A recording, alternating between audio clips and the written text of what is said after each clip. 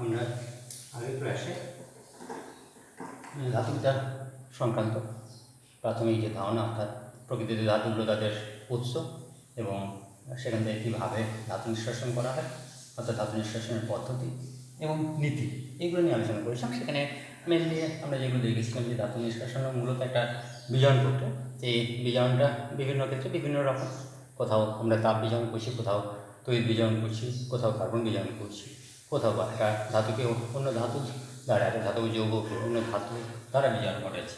তাদের মধ্যে একটা বিষয় আমরা আগের দিন উল্লেখ করছি, সেটা হচ্ছে শত বিজারণ। শত বিজারণ বা সেলফ রিডাকশন। শত বিজারণ বলতে কী বুঝবো না, যে পদ্ধতিতে বাইরে থেকে কোনো বিজারক যোগ না করে ধাতব যৌগের বিজারণ ঘটানো যায়, সেটাকে শত বিজারণ বলছি। যে সেখানে বাইরে থেকে আলাদা করে কোনো বিজারক দ্রব্য যোগ করছি, অর্থাৎ সিস্টেমে উৎপন্ন পদার্থ সেটাই বিজারকের ভূমিকা পালন করছে।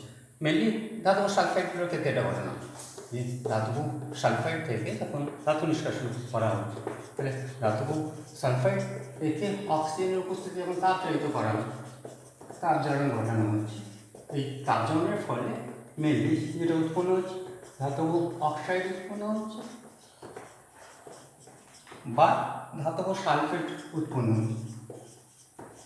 ধাতব সালফেট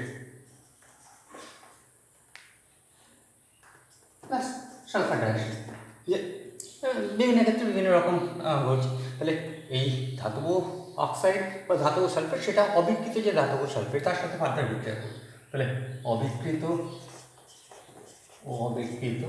ধাতব সালফাইড এর সাথে ধাতব অক্সাইড পুনরায় বিক্রিয়া অংশগ্রহণ করছে, তার ফলে উৎপন্ন হচ্ছে ধাতু প্লাস সালফার ডাইঅক্সাইড।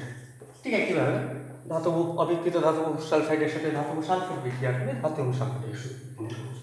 যেমন আমি এটি একটা উদাহরণ দিচ্ছি, যে সেখানে তো ওই লেড সালফাইড বা কপার সালফাইড থেকে যখন আমরা লেড ধাতব সালফাইড কপারের ক্ষেত্রে সিউটিএস কপার গ্লান্স করছি, কপার গ্লান্স, আর লেড সালফেট পিবিএস বা গ্যালেনাম, এগুলো থেকে যখন আমরা কপার বা লেড নিষ্কাশন করতে যাচ্ছি তখন এই পদ্ধতি অবলম্বন করা। আমি যদি কপার সালফাইড থেকে কীভাবে কপার পাচ্ছি সেই পিকচারগুলো লিখে দিই। তাহলে ফার্স্টলি এই সিউটে সেটা অক্সিজেনের সাথে যুক্ত হচ্ছে, এখান থেকে প্লাস অক্সাইড আর সালফার ডাইঅক্সাইড উৎপন্ন করছে।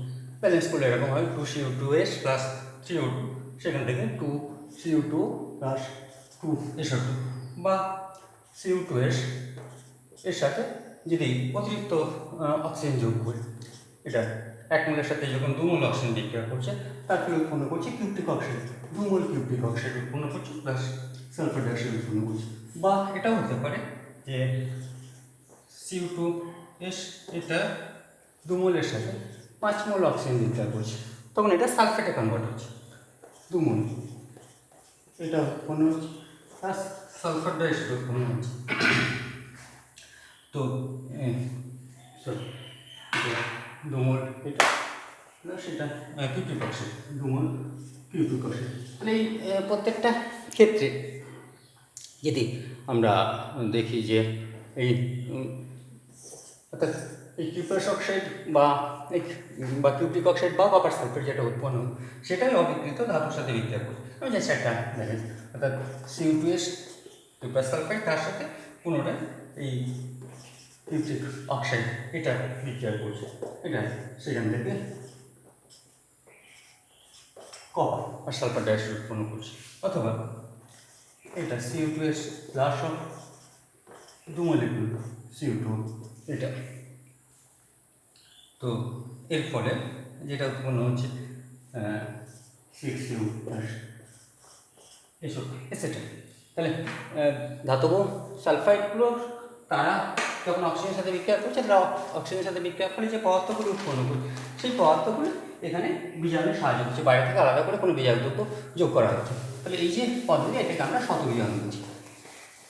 আমরা আজকের যে পাঠ্যমূল অংশ অর্থাৎ ধাতু ক্ষয় এটা নিয়ে আমরা আলোচনায় আসছি।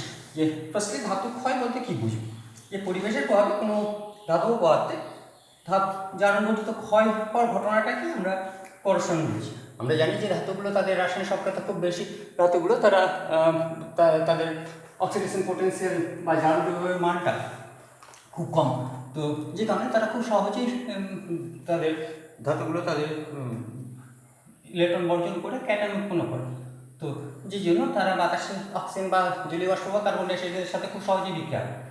একমাত্র ব্যতিক্রম হিসাবে এই ধাতুগুলো যেগুলো অপেক্ষাকৃত রাসায়নিকভাবে কম সক্রিয়, অর্থাৎ সিলভার, গোল্ড, প্লাটিনাম, এই ধাতুগুলো তাদের সাধারণত কোনো ক্ষয় হয় না, এদের সাধারণত কোনো ক্ষয় হয় না। বাকি যে সমস্ত ধাতুগুলো রাসায়নিক সক্রিয়তার সাথে যত উপরে অবস্থান করছে তত তাদের বাতাসে বিভিন্ন যে প্রভাবগুলো, অর্থাৎ বাতাসের উপস্থিত অক্সিজেন বা কার্বন ডাই অক্সাইড বা জলীয় বাষ্প, এদের সাথে রাসায়নিক বিক্রিয়ার ফলে তাদের ক্ষয় ঘটার প্রবণতাটা অনেক বেশি। যেমন যে কোনো ধাতুকে আমি যদি সাধারণভাবে একটা এম লিখি, তাহলে এম এটা বিক্রিয়া করছে তার হাইড্রোজেন অক্সিজেন বা কার্বন ডাই অক্সাইড বা জলীয় বাষ্প, এদের সাথে বিক্রিয়া করে কোথাও সে কী উৎপন্ন করছে না এটা মেটাল কার্বনেট উৎপন্ন করছে। আমি এটা দ্বিজোজী যদি এম এর ভ্যালেন্স যদি একটু ধরে নিলে সাধারণভাবে এই ধরনের যৌগ, বা একটা মেটাল হাইড্রক্সাইড গঠন করছে বা একটা মেটাল অক্সাইড, এরকম কিছু পদার্থ গঠন করবে, তাহলে তার ফলে তার ক্ষয় হচ্ছে। এর একটা প্রকৃষ্ট উদাহরণ হচ্ছে, যেটা আমাদের খুব কমন একটা উদাহরণ, আমরা প্রত্যেকেই জানি, যে লোহার উপর মূর্ছে পড়ে, লোহার মূর্ছে পড়ে, যেটাকে আমরা রাস্টিং বলছি, মূর্ছে পড়ে বা রাস্টিং।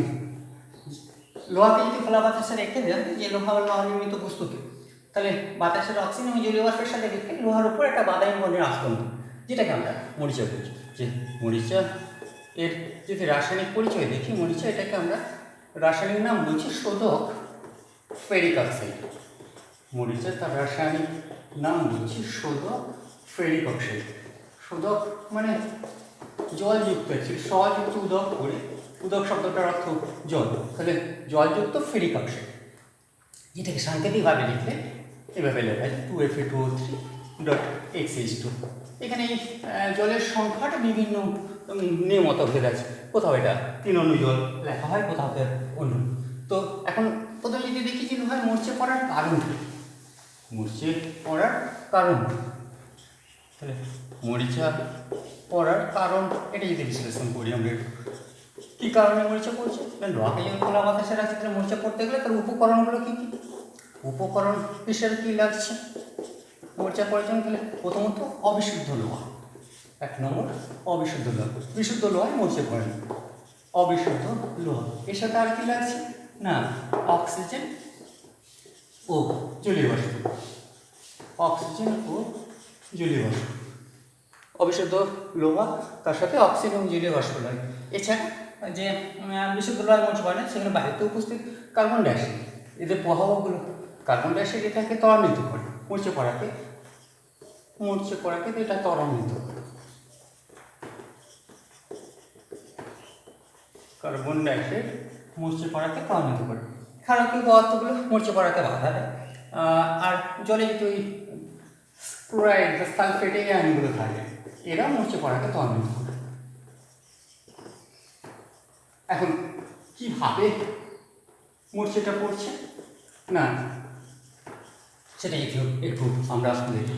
যে আয়রন, প্রকৃতিতে আয়রনের মধ্যে আয়রন খণ্ড যখন রয়েছে, সেখানে আয়রন খণ্ড বিভিন্ন ধরনের ওষুধ রয়েছে, মেন ওষুধ হিসেবে কার্বন আয়ন, এবং এই কার্বন তার যে উপস্থিতি সেটা ওর আয়রনের একটা অসংখ্য, মানে এটা যদি আয়রন খণ্ড কথা হবে, সেখানে অসংখ্য আয়রন পরমাণু আছে, কিন্তু এই আয়রন পরমাণুগুলোর সাথে কোথাও কার্বন পরমাণু আছে, এবং এই পরমাণুগুলো তারা কিন্তু একটা সুষম বিন্যাসে নেই, যে তাদের একটা অসমসত্ব রাসায়নিক সংযুক্তি রয়েছে, এবং এই মুক্ত পৃষ্ঠতলের একটা অসম প্রকৃতি, এটার কারণে আয়রন খণ্ডের কোনো একটা অংশে যে অংশটা জারিত হওয়ার আয়রন পরমাণুগুলো জারণ ঘটার প্রবণতা বেশি, তাহলে এই জায়গাতে যেখানে ওই কার্বনের পরিমাণ বেশি আছে, তাহলে সেই অঞ্চলটা কাজ করছে অ্যানোড অঞ্চল হিসেবে, সেখানে প্রত্যেকটা আয়রন পরমাণু তারা ইলেকট্রন বর্জন করে Fe2+ আয়ন হিসেবে দ্রবণে চলে আসে, Fe2+ আয়ন গঠন করছে। আর এই ইলেকট্রনগুলো তাহলে এই এপি পরমাণু জারণের ফলে যে এই ইলেকট্রনগুলো তারা ওই এর মধ্যে দিয়ে বাহিত হয়ে অ্যানোড অঞ্চল থেকে এই পরমাণু জারণ উৎপন্ন ইলেকট্রনগুলো তারা আয়তন খণ্ডের মধ্যে দিয়ে বাহিত ক্যাথোড অঞ্চলে যাচ্ছে। ক্যাথোড অঞ্চলে যাচ্ছে এবং সেখানে ওই জলে দ্রবীভূত অক্সিজেনকে বিজারিত করছে। তো এখন যদি বিক্রিয়াটা দেখি কীভাবে ঘটছে, প্রথমত এখানে যে রাসায়নিক বিক্রিয়াগুলো সম্পন্ন হচ্ছে সেই বিক্রিয়াগুলো যদি দেখি, ফার্স্টলি কী হচ্ছে না, কার্বন ডাইঅক্সাইড এ জলের সাথে বিক্রিয়া করে কার্বনিক অ্যাসিড উৎপন্ন করছে। কার্বন ডাইঅক্সাইড জলের সাথে বিক্রিয়া করে H2CO ছিল কার্বনিক অ্যাসিড উৎপন্ন করছে। এই কার্বনিক অ্যাসিড আমরা জানি এটা একটা দ্বিক্ষারীয় অ্যাসিড এবং মৃদু অ্যাসিড, যেটা যখন আয়নিত হচ্ছে এটা দুটো ধাপে আয়নিত হচ্ছে। এই ফার্স্ট ধাপে যখন আয়নিত হচ্ছে H2CO3 এটা বিয়োজিত হয়ে H plus of HCO3 minus এভাবে অর্থাৎ হাইড্রোজেন আয়ন তৈরি করছে এবং বাইকার্বনেট আয়ন তৈরি করছে। এই বাইকার্বনেট আয়নটা পুনরায় ডিসোসিয়েট হচ্ছে H plus of CO3 2 minus অর্থাৎ কার্বনেট আয়ন উৎপন্ন করছে। তো এবার অ্যানোডে যে বিক্রিয়াটা ঘটছে, তাহলে অ্যানোডে আয়রন পরমাণুগুলো তারা ইলেকট্রন বর্জন করছে। ইলেকট্রন বর্জন করে প্রত্যেকটা আয়রন পরমাণু দুটো করে ইলেকট্রন বর্জন করে Fe2+। তাহলে এই যে ঘটনাটা এটা অক্সিডেশন যার অর্ধেক বিক্রিয়াটা, যার মধ্যে বিক্রিয়াটা সম্পন্ন হচ্ছে।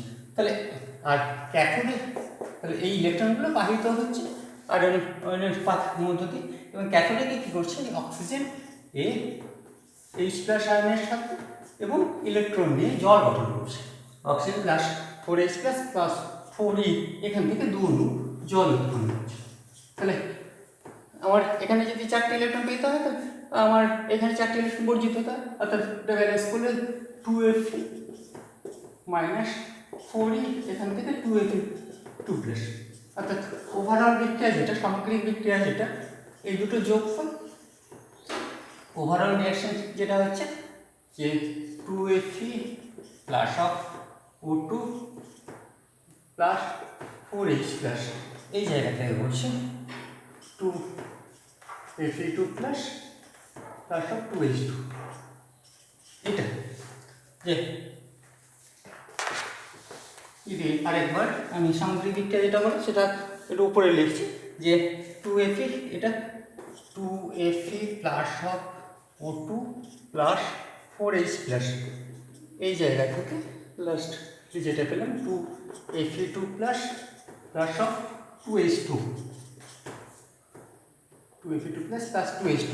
তাহলে এটা ফার্দার আমি যদি এটাকে OH মাইনাস আয়নের উপস্থিতি, অর্থাৎ এটা যদি জল যুক্ত হয় এখান থেকে 2Fe2 plus of 4OH minus, তাহলে এই আয়রন Fe2 প্লাস আয়ন আর OH মাইনাস এটা মিলে তৈরি করছে ফেরাস হাইড্রক্সাইড গঠন করছে 2Fe2 plus of 4OH minus, এই জায়গা থেকে তৈরি হচ্ছে 2FeOH, ফেরাস হাইড্রক্সাইড গঠন করছে। এই ফেরাস হাইড্রক্সাইড এটা অক্সিজেনের সাথে পুনরায় বিক্রিয়া করছে। ফেরাস হাইড্রক্সাইড এই অক্সিজেনের সাথে বিক্রিয়া করে তৈরি করছে মরছে 2Fe2O3 প্লাস অফ H2। তাহলে এই হচ্ছে মরচে পড়ে তার যে রাসায়নিক বিক্রিয়া। তাহলে মরচে পড়ার ক্ষেত্রে বাতাসে অক্সিজেন এবং জলীয় বাষ্প তারা ভূমিকা পালন করছে, সাথে সাথে কার্বন ডাইঅক্সাইডের ভূমিকা পালন করছে। এখন এটা গেল মরচে পড়ার কারণ এবং তার রাসায়নিক বিক্রিয়া। তাহলে আমরা এই মরচে পড়ার থেকে রক্ষা করবো কী করে? লোহা, যে আমরা জানি যে প্রকৃতিতে বিভিন্ন যে বস্তুগুলো রয়েছে তাহলে তারা এইভাবে যদি তাদের উপর মরচে পড়ে, লোহার উপরে যদি মরচে পড়ে তাহলে সেটা নষ্ট হবে এবং সেক্ষেত্রে আর্থিক ক্ষয়ের পরিমাণ খুব বেশি। সেই কারণে এটাকে নিবারণ করতে হবে। তাহলে মরচে পড়া নিবারণের উপায়, মরচে পড়া নিবারণের উপায় কী কীভাবে নিবারিত হতে পারে বা দূর করা যেতে পারে? আমরা প্রত্যেকে এটা জানি যে লোহার বস্তুর উপরে সেখানে যে আলকাতরা বা গাঢ় রং বা বার্নিশ এগুলো যদি লাগানো হয় তাহলে মরচে পড়া দূর হয়, বা অনেক ক্ষেত্রে অ্যালুমিনিয়াম চূর্ণের ফুলের দেয়ালে এটা। এছাড়া না, আমরা লোহার উপরে জিঙ্কের ফুলের, লোহার উপর গলিত জিঙ্কের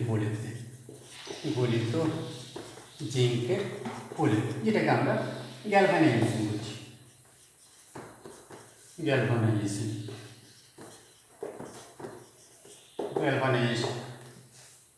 এছাড়া কি না লোহিতপ্ত অবস্থায় লোহার উপর দিয়ে যদি স্টিম চালনা করা হয় তাহলে আয়রনের পৃষ্ঠতলে ফেরোসফেরিক অক্সাইড উৎপন্ন হয় এবং তার ফলে আর লোহার উপরে যে একটা আস্তরণ পড়ছে যেটা আয়রনকে জল ও বায়ুর সংস্পর্শে আসতে পারবে। যে লিখে 3 4:2 এখান থেকে Fe3O4 + 4:2 যে লোহাকে লোহিতপ্ত লোহার উপর দিয়ে যদি স্টিম চালনা করা তাহলে সেখানে মরিচার নির্গমন হতে পারে। এছাড়া ওই তড়িৎ লেপন পদ্ধতিতে লোহার থেকে কম শক্তি অর্থাৎ নিকেল, ক্রোমিয়াম এইসব ধাতুগুলোর প্রলেপ দেয়। আর আরেকটা বিষয় যেটা আমাদের না জানলেই নয় যে লোহার তৈরি বিভিন্ন যে জিনিসগুলো বা আমাদের জল সরবরাহ যে লাইন সেখানে মাটির নিচে বা তেল সরবরাহ যে লাইন সেখানে ওই লোহার পাইপ ব্যবহার করে তাহলে মরচে পড়তে পারে। তাহলে এই সমস্ত পাইপের মধ্যে ওই মানে মরচে নিবারণ করার জন্য কী করা হয় সেখানে পাইপের গায়ে এইভাবে অন্তরিত তার দিয়ে লোহার থেকে বেশি সক্রিয় কোনো যদি আয়রন হয় তাহলে আয়রনের রেসপেক্টে বেশি সক্রিয় কোনো ধাতু যোগ করে দেওয়া হয় যে সেটা এটা ম্যাগনেসিয়াম হতে পারে অথবা জিঙ্ক হতে পারে লোহার থেকে সাধারণভাবে বেশি সক্রিয় কোনো ধাতু। তো এই রাসায়নিক সক্রিয়তার সাথে তাহলে ম্যাগনেসিয়াম বা জিঙ্ক এগুলো আয়রনের উপরে থাকার ফলে তাহলে এদের ইলেকট্রন বর্জন করার প্রবণতা বেশি। তাহলে ম্যাগনেসিয়াম এটা কাজ করছে অ্যানোড হিসাবে, তো আর লোহার পাইপটা সেটা ব্যবহৃত হচ্ছে ক্যাথোড হিসাবে। আর ওই মাটিতে জল এবং তো মানে মাটি মিলে না দুই বিশেষ পদার্থ হিসেবে কাজ করছে। তাহলে ম্যাগনেসিয়াম অ্যানোডের বিনিময়ে ম্যাগনেসিয়াম বা জিঙ্ক অ্যানোডের বিনিময়ে সেখানে লোহা ক্যাথোডের একটা সংরক্ষণ করছে যেটাকে আমরা ক্যাথোডীয় সংরক্ষণ করছি। আর এক্ষেত্রে এই ম্যাগনেসিয়াম বা জিঙ্ক তারা যেন নিজেদেরকে স্যাক্রিফাইস করছে, তাদেরকে উৎসর্গীকৃত করছে, যে জন্য তাদেরকে স্যাক্রিফাইসিং অ্যানোড বলছে। তাই শুধুমাত্র লোহাতেই মরচে পড়ে এমন তো না যে মরচে পড়ে বলতে আমরা লোহার মরচে পড়ার ঘটনা বলছি, কিন্তু ক্ষয় যদি বলি যে শুধুমাত্র লোহারই ক্ষয় হয় এমন না, যে বিভিন্ন ধাতুগুলোকে যদি খোলা বাতাসে রেখে দিই তাহলে তাদের উজ্জ্বল হারিয়ে ফেলে বা তাদের গায়ে বর্ণহীন বা রঙিন ছোপ পড়ে যায় বা তাদের সাথে জলীয় বাষ্প বায়ু অক্সিজেন বা জলীয় বাষ্পের বিক্রিয়া হয়। তো যেমন আমরা অ্যালুমিনিয়াম নির্মিত যদি বস্তুগুলো দিই তাহলে অ্যালুমিনিয়ামকে যদি অক্সিজেনে ফেলে রাখা হয় তাহলে আদ্র বায়ুকে যদি ফেলে রাখা তাহলে পৃষ্ঠতলে অ্যালুমিনিয়াম অক্সাইডের একটা আস্তরণ পড়ে, অ্যালুমিনিয়াম অক্সাইডের একটা আস্তরণ পড়ে যেটা একটা অভেদ্য এবং অপরিবাহী একটা স্তর তৈরি করে, যার ফলে পরবর্তী ক্ষেত্রে যে তার মধ্যে দিয়ে ভিতরে ঢুকে অক্সিজেন এটা আর বিক্রিয়া ঘটাতে পারছে না, ফলে সে অ্যালুমিনিয়াম ক্ষয় করছে। ঠিক একইভাবে আমরা এটা জানি যে কপার নির্মিত বস্তুগুলোকে তামা বা তামা তৈরি বস্তুগুলোকে যদি খোলা বাতাসে রেখে দেওয়া হয় দীর্ঘদিন ধরে তাহলে তাদের গায়ে একটা সবুজ রঙের ছোপ পড়ে। তো সেখানে ওই কপার বাতাসের অক্সিজেন এবং জল কার্বন ডাইঅক্সাইড এদের সাথে বিক্রিয়া করেছে, অক্সিজেন জল এবং কার্বন ডাইঅক্সাইড এদের সাথে বিক্রিয়া করছে, বিক্রিয়া করে কী তৈরি করছে না বেশি কপার কার্বনেট CuCO3.COH2 যেটাকে আমরা এটা হচ্ছে সবুজ বন্ধন, এটার বর্ণনটা হচ্ছে সবুজ বন্ধন, যেটাকে এটা অন্য একটা নামে চিহ্নিত করা হয়, এটাকে প্যাটিনাম। তার ফলে কপারের গায়ে একটা সবুজ ছোপ পড়ে। এছাড়া তো এই যে কোনো ঘটনাগুলোকে যেটি রোধ করার জন্য সেখানে বিভিন্ন ক্ষেত্রে আমরা বিভিন্ন ধরনের পদ্ধতি অবলম্বন করছি। এছাড়া আরও যদি কতগুলো বিষয় আমরা দেখি যে আমরা অনেক সময় এটা একটা কোশ্চেন আকারে আসে যে আচার বা টক জাতীয় যে ফলগুলো তাদের বা টক জাতীয় পদার্থগুলো তাদেরকে অ্যালুমিনিয়াম জিঙ্ক বা কপারের পাত্রে রাখা যায় না। অ্যাকচুয়ালি যে কোনো টক জাতীয় ফল সেখানে কী থাকছে জৈব অ্যাসিডগুলো থাকছে, এবং এই জৈব অ্যাসিডগুলো তাদের যদি গঠন দেখে সাধারণত যে কোনো জৈব অ্যাসিডের মধ্যে এরকম একটা কার্বক্সিলিক অ্যাসিডমূলক থাকে, তার সাথে একটা কার্বন চেইন থাকে, মানে RCOH এরকম একটা সাধারণ গঠন থাকে। তা যদি আমি ভিনিগারের কথা বলি অ্যাসিটিক অ্যাসিড যেটা CH3COH, তাহলে অ্যালুমিনিয়াম এর পাত্রে যদি আমি ভিনিগার রাখা তাহলে এর সাথে বিক্রিয়া করছে অ্যালুমিনিয়াম, তাহলে অ্যাসিটিক অ্যাসিড এটা যখন আয়নিত হচ্ছে এটা এইভাবে আয়নিত হচ্ছে আর অ্যালুমিনিয়াম এই ইলেকট্রন বর্জন করে অ্যালুমিনিয়াম C+ আয়ন উৎপন্ন করছে। তাহলে এই অ্যালুমিনিয়াম আয়নের সাথে অ্যাসিটেট আয়ন যুক্ত হচ্ছে, অ্যালুমিনিয়াম অ্যাসিটেট তৈরি করছে। তাহলে প্লাস আর হাইড্রোজেন ইলেকট্রন গ্রহণ করে হাইড্রোজেনে পরিণত হচ্ছে। তাহলে এইভাবে বিভিন্ন লবণ তৈরি করছে, যেটা ফলে অনেক সময় বিষক্রিয়া ঘটতে পারে। সেই লবণগুলো যদি আমাদের শরীরে প্রবেশ করে তার ফলে বিষক্রিয়া ঘটতে পারে। যেই জন্য আমাদের এই ধরনের মানে পদার্থগুলো ব্যবহারের একটা সতর্কতা অবলম্বন করতে হবে। তো এছাড়া তাহলে এটা গেল যে কীভাবে ধাতু ক্ষয়রোধ করা যায় বা তাদের সেই নিয়ে আলোচ্য বিষয়। এছাড়া আমরা মূলত আমাদের আরেকটা ছোটোখাটো যে বিষয়গুলো, অর্থাৎ এই ধাতু সংকর এবং তাদের ব্যবহার, সেখানে আমাদের সিলেবাসে 4টে ধাতু মেনলি কপার, অ্যালুমিনিয়াম, জিঙ্ক আর আয়রন, এদের 2টো করে ধাতু সংকর এবং তাদের ব্যবহার। সেখানে ওই সংকর ধাতুগুলোতে তাদের পার্সেন্টেজ সহ, মানে মেনলি পার্সেন্টেজ সহ আমরা মনে রাখুন এবং তাদের ব্যবহার। তাহলে ওই সংকর ধাতু কাকে বলে? 2 বা ততোধিক ধাতু মিশিয়ে যেটি একটা নতুন মিশ্রণ ঘটানো হচ্ছে, সেটা সংসদ বা অসংসদ, সেটাকে ধাতু সংকর বলছি। তাদের একটা উপাদান যেটি পারদ ভাগ, তাহলে সেটাকে পারদ সংকর বলছি। তাহলে এই ধাতু সংকর, পারদ সংকর এগুলো এবং তাদের ব্যবহার, এই অংশটা তোরা নিজেরা করে নিস। হ্যাঁ, এটা আলাদা করে আর বোঝার মতো কিছু নেই। সেখানে যেটা মনে রাখি যে ধাতু সংকরগুলো তাদের উপাদানগুলোর এটা মানে শতকরা পার্সেন্টেজটা মনে না রাখতে পারলে কোনটা বেশি বা কম থাকে এই জায়গাটা অবশ্যই মনে রাখবে।